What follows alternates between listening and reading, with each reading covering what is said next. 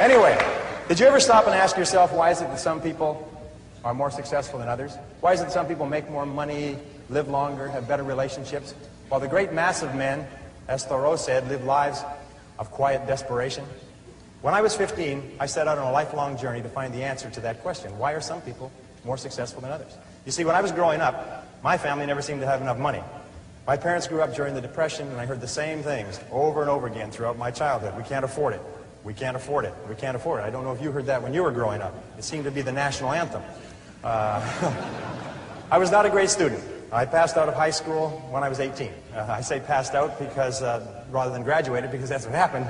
I passed out in the half of the class that made the top half possible. The person in front of me, and there's a lot of people out here in the same half.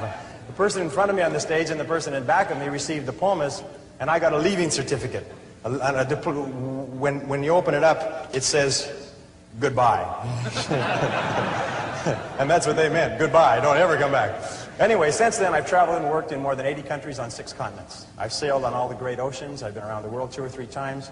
I became fluent in French, German, and Spanish, as well as learning to get along in several other languages. When you need to eat, you learn.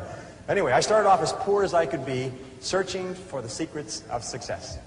And over the years, I've read and studied for over 30,000 hours in business, economics, psychology, philosophy, religion, metaphysics, and history to find the secrets of success. And I'm happy to say that I eventually found the answers I was looking for. Today, I live in a $1 million house on a golf course in Southern California, and I have business interests in 9 countries. Today, I know and I've proven that success in any field, including this field, is as predictable as the sun rising in the east and setting in the west.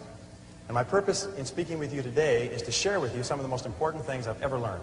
However, as Aristotle once said, you can't teach a person something that they don't already know. You're already high achievers and great successes in your careers. You're already the cream of your profession. So many of you already know what we're going to talk about, and the rest of you will recognize these principles as soon as you hear them. About 5 years ago, I met a wise and wealthy man who had spent his entire life studying success. And he'd reached a clear conclusion concerning the reason for success in life and especially in business. He's dead now, but I'll never forget what he told me, because I immediately recognized that he put the finger on my reason for success and yours, as we'll talk about in a minute. He said the key to success was to set a goal and then to stay with it until you achieve success in at least one important thing. He said that your subconscious mind will then accept that success experience and store it as a pattern, like a template. And then from then on, your subconscious will drive you and direct you and guide you to repeat the pattern of success in other things that you attempt. Another way of saying it is that nothing succeeds like success. Psychologists have demonstrated that achievement brings you a natural high. Once you've experienced your first great success, then not only are you unconsciously programmed to repeat it, but nothing else will ever give you the same wonderful sense of satisfaction. All high achievers know that. Anyway, I learned the truth of this idea many years ago when I first started traveling. I spent 8 years traveling around the world. And in many ways, a trip or a journey is a metaphor for life. My first big trip was that, and much, much more. It had such an enormous impact on me that I've never really gotten over it. My whole life has been different as a result of what I call the Sahara crossing. Let me tell you about it. When I was 18, 3 friends and I decided we'd go off and see the world. We were well out of high school, and we were laboring in sawmills on the West Coast. This is in 1963, and a lot of our friends were heading for Europe to travel around with backpacks. So we decided to do something different. Nobody else was going to Africa, so we decided we'd go to Africa. Of course, it never occurred to us to ask why it was that no one else was going to Africa. And that was our first mistake. After working and saving for a year, the 4 of us piled into an old 1946 Chevy and drove out of Vancouver, bound for Montreal, via Toronto. Actually, we just passed a couple of blocks from here on our way on that trip. It was late at night when we left. It was pouring rain. We were all 20 years old, and we were off to see the world. Anyway, I learned later that almost every great venture begins with an act of faith, like driving into the dark, into the unknown. In a way, nature protects us by shielding us from knowledge of the difficulties and obstacles that lie ahead. Because if we really knew all the problems we would face, the setbacks, the suffering, the temporary failure, and the disappointments, many of us would hesitate about ever even starting out at all. And our plan was to drive across country to Montreal, get jobs on ships to work our way across the Atlantic, and then head south across Europe to Africa. Pretty basic plan. However, as it happened in Montreal, one of the guys decided to give up and go home, and so he left us. Well, that left 3. The other 2, after 1 day, I still remember that, after 1 day of looking for work on the waterfront, decided to quit. decided to quit trying and to spend their limited savings to pay their way across the Atlantic rather than to work their way. I tried to talk them out of it. I told them that quitting is a habit. If you quit the first time you run into difficulties, you'll always quit when the going gets rough. You will, in effect, establish a pattern for failure rather than a pattern for success. But their minds were made up, so we split our savings and they took passage on a ship to England. I worked on a construction site in Montreal, hauling heavy things for the entire winter, and then I got a job on a Norwegian freighter out of Halifax in late February and arrived in England in mid-April.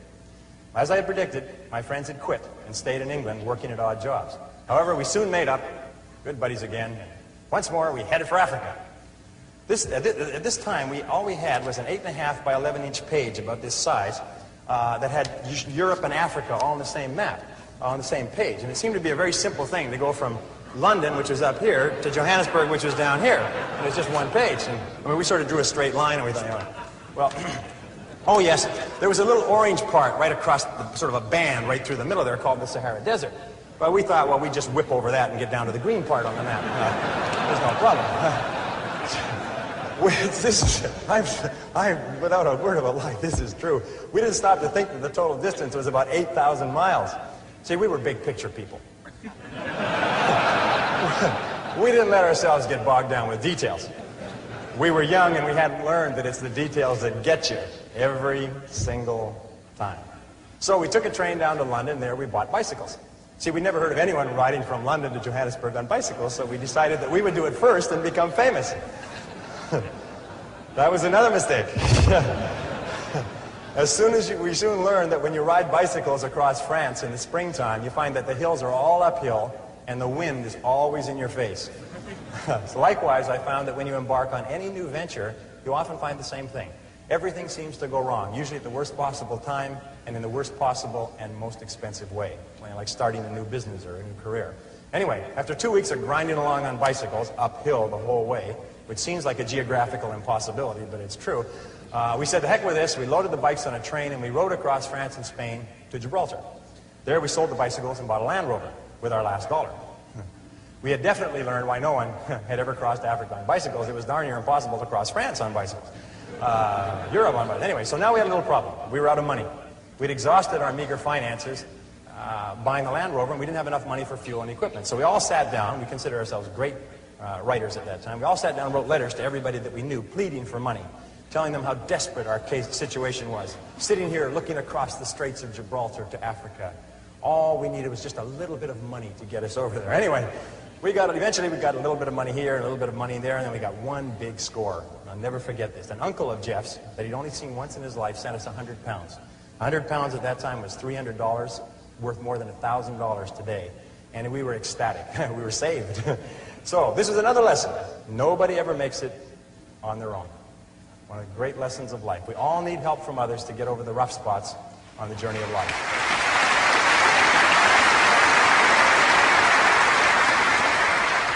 Well, with the additional money, we loaded up with food and supplies. We took the ferry over to Tangiers in Morocco, and then we headed out of Tangiers toward the Atlas Mountains and the Sahara, full of excitement, singing as we drove down the road.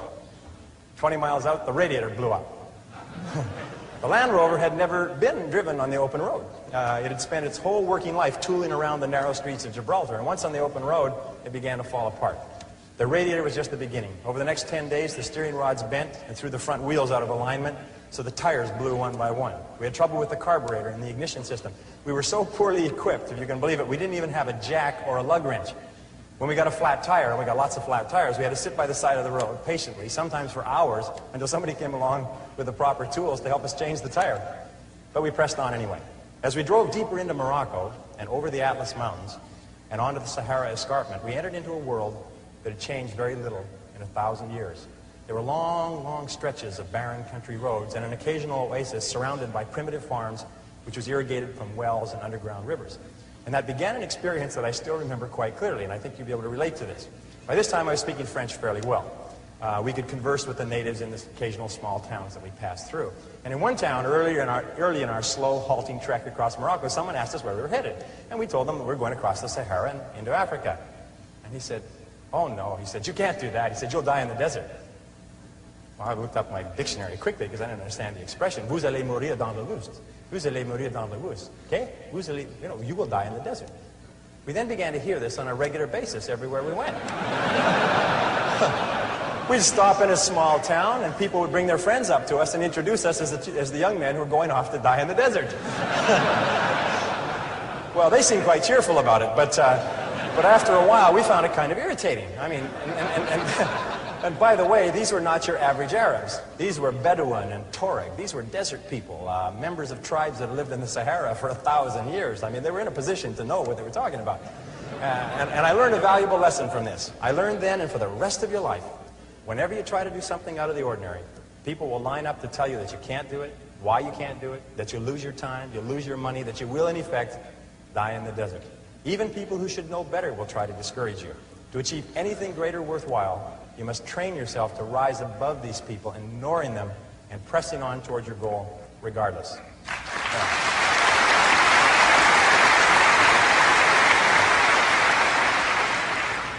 Geez, you're great guys. I love it. We crossed from Morocco into Algeria and drove south to the town of Adrar on the edge of the Sahara. By this time, our vehicle was falling apart. And with the cost of repairs and gasoline and food, we'd almost run out of money again. One of the guys, sick from dysentery, decided to give up. He took his money and his belongings and he hitchhiked to the Mediterranean, 500 miles north and then back to England. That left two of us. We began wondering, what are we doing here? We were two young men, 20 and 21 years of age, thousands of miles from home, sick, tired, and almost broke, with thousands of miles ahead of us. We couldn't even remember why we started out in the first place, except that we had set it as a goal. And we were too dumb to change it. Anyway, but one of the things that kept us going was a book of poetry by Robert W. Service. Robert W. Service had driven an ambulance in World War I, and he'd written poetry to cheer up the soldiers in the trenches on the Western Front. And there was one poem that we read over and over. It always gave us a boost in the determination to go forward. It was called Carry On. And it started like this. It said, "It's easy to fight when everything's right, when you're mad with the thrill and the glory. It's easy to cheer when victory is near and wallow in fields that are gory. It's a different song when everything's wrong, when you're feeling infernally mortal, when it's 10 against 1 and hope there is none. Buck up, little soldier, and chortle. Carry on, there isn't much punch in your blow. You're glaring and staring and hitting out blinds. You're muddy and bloody, but never you mind. Carry on. You haven't the ghost of a show. It's looking like death, but while you've a breath, carry on, my son, carry on." Well, by this time we were in the Sahara, the largest desert on Earth. It stretches across the Tropic of Capricorn from the Atlantic Ocean to the Red Sea, more than 5,000 miles. And the part that we faced, dead ahead, was the Tenerife, the emptiest single stretch of the Sahara. 500 miles of nothing, not a fly, not a blade of grass, as flat as a tabletop. 500 miles. The enormity of what we had embarked on finally began to sink in. We learned that more than 1,300 people had perished in the Tenerife in the last 20 years. 42 vehicles had broken down in the desert, and many of their drivers were never seen again alive. By this time, Jeff and I were once more out of money. All our tires were scraped bald and they needed to be replaced. We needed additional tanks so we could carry enough gas and water for the crossing. We needed tools to do repairs. We needed a jack and lug wrench so that we could change tires. Obvious. For 3 weeks we stayed in a drawer. Jeff hitchhiked north to Algiers to wire for more money, more creative writing, while I sold all our supplies except for a bare minimum. With that money and by stripping abandoned vehicles, I got the Land Rover repaired and properly outfitted with reasonably good tires, a reserve gas tank, proper tools, and supplies for the crossing. It's amazing how enterprising you become when your survival is at stake. By the way, this story took place 24 years ago today.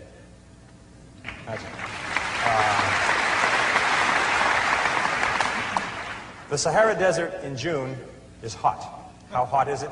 It's very hot. It's damn hot. At midday, it reaches 140 degrees Fahrenheit. An exposed man can die of dehydration in less than 20 minutes. When the French ran Algeria, they required travelers to carry 5 gallons of water per person per day for the crossing. That's how much you drank. Because of the heat, you can only travel before 10 a.m. and after 4 p.m. The midday sun is so hot that if you drive, your engine oil boils. It becomes as thin as water, and your vehicle seizes up and it'll never run again. 6 weeks after crossing from Gibraltar, we were ready. Jeff came back with some money from his parents, and the vehicle was in perfect condition for the crossing. We realized that if anything did go wrong and we couldn't fix it, we would most certainly die in the desert. 3 days before the big push, the actual crossing, we met 5 Germans in a Volkswagen bus who were waiting for a truck convoy that would cross in a few days. They were going to play it safe and cross with the convoy, safety in numbers. We told them we were going convoy or no convoy, and they decided to cross with us. The Algerian government stamps your passport out of Algeria 500 miles north of the border. From there on, you're on your own, and they couldn't care less what happens to you. As far as they're concerned, you don't exist anymore. So we set out, and I remember this clearly, we set out at sunset on a Thursday, following la piste, which is a French word for track, a very accurate word, track, that led straight south across the desert. We drove through the night. As we drove through the night, about 50 miles out, our troubles began. The Germans' vehicle sunk in and started to get bogged down in the fine sand that had blown over the track. And it also began to break down mechanically. It started getting sand in the carburetor and everything, and it began to delay us hour by hour. We had to get across the 500 miles in 2 days, or we'd be out of water. So we pressed on as fast as we could. But over and over, the German vehicle got stuck, and we had to stop and drag it out with our four-wheel drive Land Rover, losing time and using precious fuel. Jeff and I took turns driving the Land Rover while the German vehicle drove parallel with us across the flat wasteland. And we kept ourselves motivated by quoting the poem, "Carry On," back and forth to each other. And the next verse goes like this: "And so in the strife of the battle of life, it's easy to fight when you're winning. It's easy to slave and starve and be brave when the dawn of success is beginning. But the man who can meet despair and defeat with a cheer, there's the man of God's choosing. The man who can fight to heaven's own height is the man who can fight when he's losing. Carry on, things never were looming so black. But show that you haven't a cowardly streak, and though you're unlucky, you never are weak. Carry on, brace up for another attack. It's looking like hell, but you never can tell. Carry on, old man, carry on." By morning,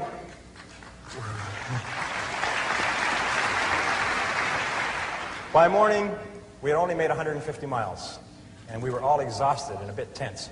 There was an abandoned army fort in the middle of the desert, and we had hoped to shelter there from the midday sun in one of the empty buildings, and now it was too late.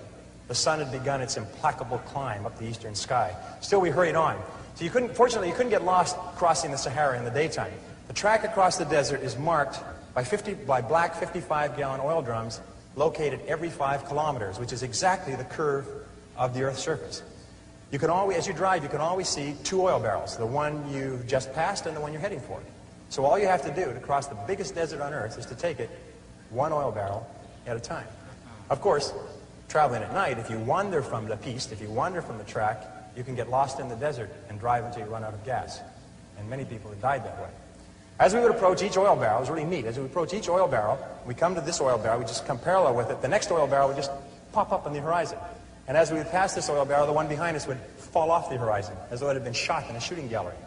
Really neat. So in the years since then, I found that you can achieve almost any goal you set for yourself if you simply take it 1 oil barrel, 1 step at a time.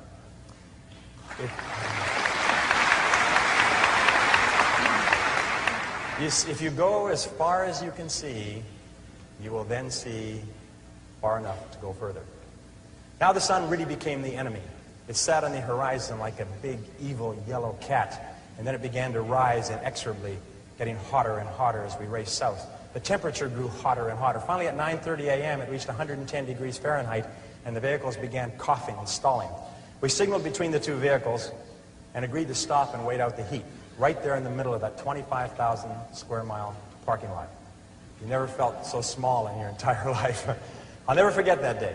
Hour after hour, we sat in our vehicles like sitting in a bake oven, prostrate from the pounding heat of the sun that reached 140 degrees Fahrenheit by noon and seemed to hang there, seemed to stay there forever. We drank quart after quart of water, our throats going bone dry minutes after gulping down a full canteen. It was worse outside, so we just stayed in the vehicles and suffered hour after hour. Finally, as the afternoon wore on, the temperature slowly began to fall. By 4 p.m., it was down to 105 degrees. When it finally got below 100 degrees Fahrenheit at 5 p.m., we started on. But now we were racing the clock. We only made about 200 miles in the last almost 24, and we still had 300 miles to go. There was a small oasis, an army post on the other side of the desert, and we knew we had to get there before the midday sun caught us again. We hadn't slept since Thursday morning. It was now Friday evening. We pushed on over the desert, but the Germans' vehicle kept breaking down. All night, exhausted, we worked to get the Volkswagen bus with the Germans across to the other side.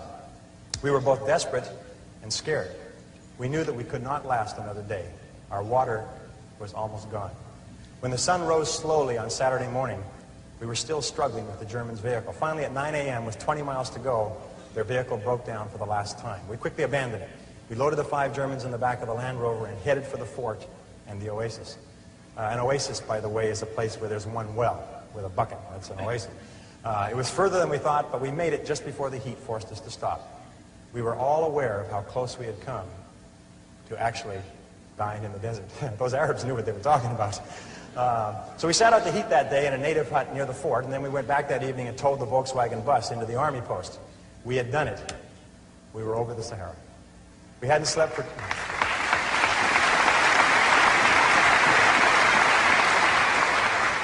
We hadn't slept for 2.5 days, but we had made it. Now, I won't go into the details of what happened on the rest of our trip across Africa, except to say that we did finally get to Johannesburg 2 or 3 months later. I won't trouble you with how we had to cross 2 countries illegally with the police and the army on orders to shoot to kill if they saw us. And I won't go into how we were almost killed under the boots and rifle butts of a mob of soldiers in the Congo. That was another close one. And I won't talk here about the experience of meeting and working with Dr. Albert Schweitzer in his hospital village in Lambrini. No, I'll wrap up this story here by telling you what I learned about life and success in the Sahara crossing. Here are 7 rules you can apply to any challenge that you face in achieving anything you desire. Rule number 1, the most important key to achieving great success is to decide upon your goal and then launch. Get started, take action, do something, move. A 12-year study at Babson College concluded that the act of taking the first step is what separates the losers from the winners, or the winners from the losers. We set out at the age of 20 with $300 each to cross 3 continents and travel 17,000 miles from Vancouver on the west coast to Johannesburg in southern Africa. And we made it in just under 12 months. But the most important step was the first one. All the rest followed from that. Number 2, once you've launched towards your goal, never consider the possibility of failure. The Germans have a saying, it's immer vorne, nie zurück. Immer vorne, nie zurück. And it means always forward, never backward. Always forward, never backward. Never consider the possibility of failure. Every person here is here because they refused to quit when the going got rough. Your ability to persist in the face of setbacks and disappointments is vital to all great achievement, and it's always a decision that you make. It's not the external environment, it's always the internal environment. Number 3, the biggest goal in the world can be accomplished if you just take it 1 oil barrel at a time. Thomas Carlyle once wrote that our great business is not to see what lies dimly at a distance, but to do what lies clearly at hand. The only time you will ever have is now.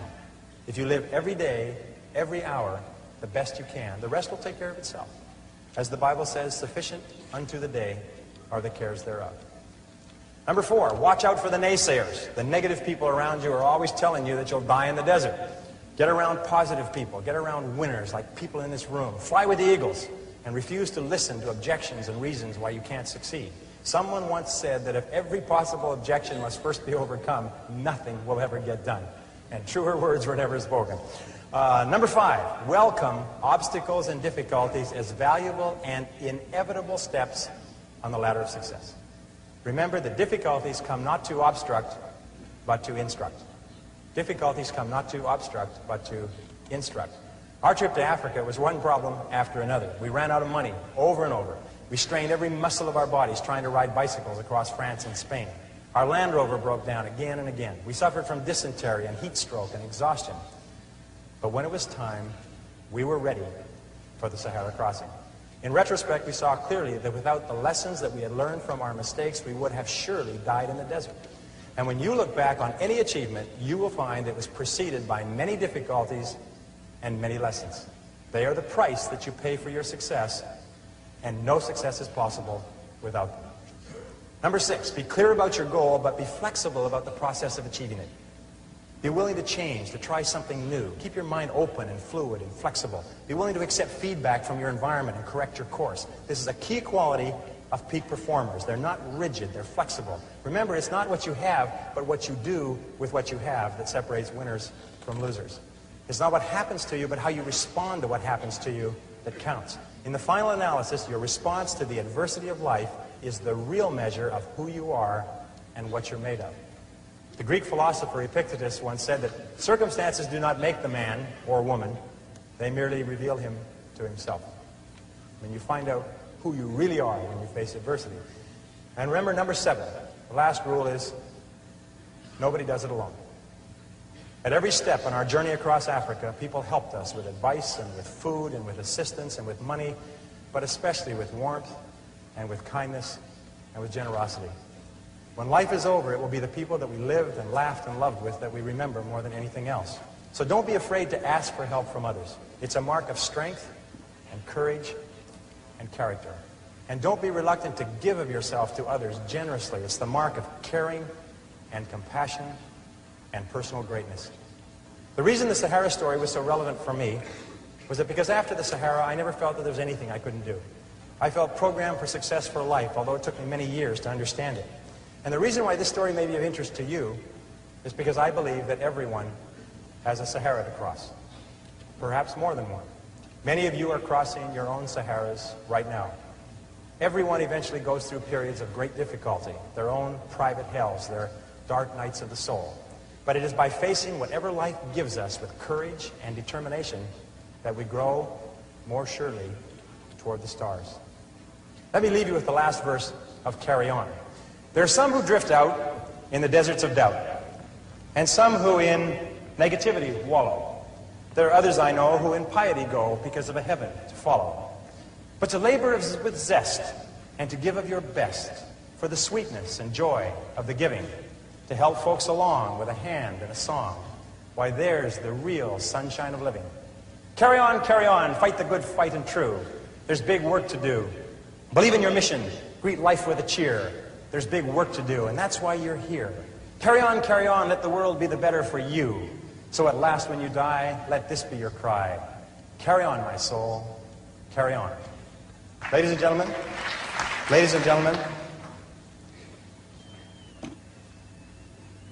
if you will resolve, with whatever life hands you, to carry on, there is nothing that can stop you from achieving the greatness for which you were created. Thank you. Here.